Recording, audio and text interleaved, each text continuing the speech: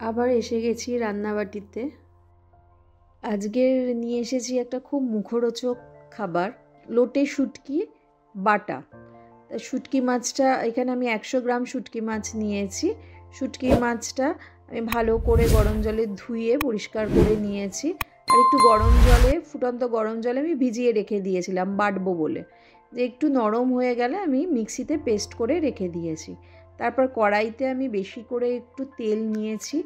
তেল নিয়ে ওর মধ্যে পেঁয়াজ কুচি দিয়ে দিচ্ছি। 100 গ্রাম শুটকি মাছে আমি 4টে বড় পেঁয়াজ দিয়েছি কুচি করে।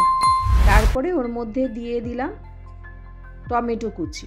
টমেটো কুচি দেওয়ার পরে ভালো করে নাড়িয়ে নিয়েছি। নাড়িয়ে নিয়ে তারপরে ওর মধ্যে দিয়ে দেব 2 চামচ, বড় চামচের 2 চামচ রসুন। রসুন আর পেঁয়াজটা একটু বেশি লাগবে। এটা দিয়ে ভালো করে নাড়িয়ে নিয়ে আমি এর মধ্যে দিয়ে দিলাম শুটকি মাছ বাটাটা। শুটকি মাছটা বাটতে হবে, আপনি যদি মিক্সিতে বাটেন খুব বেশি জল দিয়ে একদম পেস্ট করে নেবেন না, একটু দাঁড়দাঁড়া থাকবে, একটু শুটকি মাছগুলো পুরো পেস্ট হবে না, ওই রকম না থাকলে টেস্ট হবে না খাবারটা।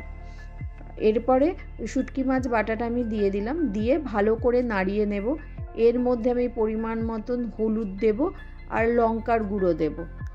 লঙ্কার গুঁড়োটা শুকনো লঙ্কার গুঁড়ো দেব, একটু ঝাল ঝাল হবে, একটু স্পাইসি হয় খাবারটা, নাহলে ভালো লাগে না খেতে।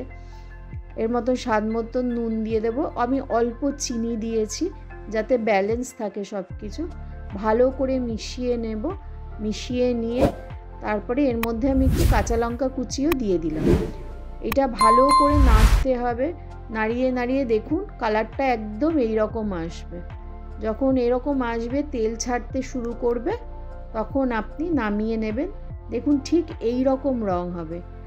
যারা গন্ধের জন্য শুটকি মাছ খান না, একবার এই রকমভাবে বেটে খেয়ে দেখবেন, ভীষণ ভালো লাগে গরম গরম ভাতের সঙ্গে। দারুণ লাগে এটা। আমার মেয়ে মাছ খায় না, কিন্তু সে শুটকি মাছ বাটা খায়।